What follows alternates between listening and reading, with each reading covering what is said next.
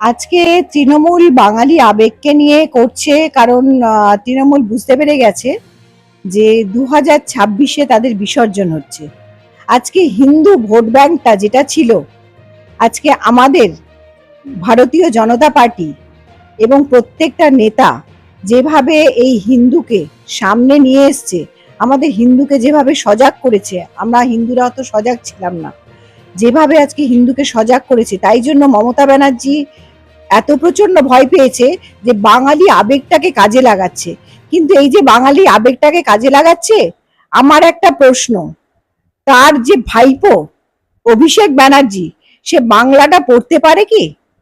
সে কি বাংলা মিডিয়ামের ছাত্র? তার যে বৌমা, সে কি বাঙালি? তো তার যে নাতনি, সে কি বাংলা মিডিয়ামে পড়েছে? সুতরাং আজকে বাংলা নিয়ে এত হই হই করে বাঙালি ভোট ব্যাংক আনার জন্য আপনি পারবেন না। এই ভয়টাতেই উনি বাঙালিকে জাগ্রত করার চেষ্টা করছেন, কিন্তু বাঙালি এতটাই বুদ্ধিমান, মানে আমরা সবাই জানি, সারা বিশ্ব জানি, একসময় বাঙালিরাই কিন্তু সারা ভারতবর্ষে রাজ করেছে, যে কোনো জায়গায়, শিক্ষা সংস্কৃতি সব জায়গাতে।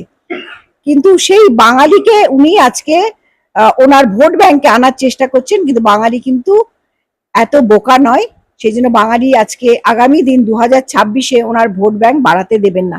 উনি ভোট ব্যাংকের জন্য যাদের আশ্রয় নিয়েছেন, রোহিঙ্গা, যা মুসলমান বা সংখ্যালঘু সম্প্রদায়, যাদের উনি বোকা বানাচ্ছেন, কিন্তু ওনাদেরও কিন্তু ব্যবহার করছেন, ওনাদের কিন্তু যোগ্য জায়গা দিচ্ছেন না, ওনাদের ব্যবহার করছেন এই রোহিঙ্গাদের Aadhaar card, voter card, PAN card তৈরি করে ভোট ব্যাংকের জন্য। না হলে ওনারা কি পাচ্ছেন?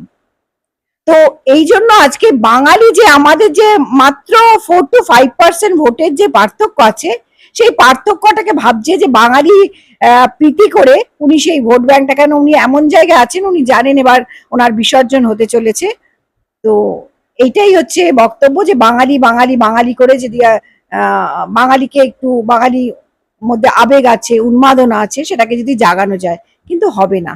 বাঙালি বোকা জাত নয়, বাঙালি বুদ্ধিমান। এই বাঙালি